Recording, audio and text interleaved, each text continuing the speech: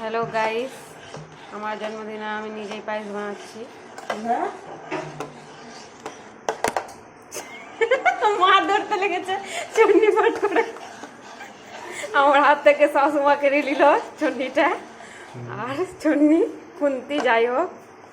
আর হচ্ছে কথাটা হলো সব কিছু বাড়ির, চালও বাড়ির, আর ছাদের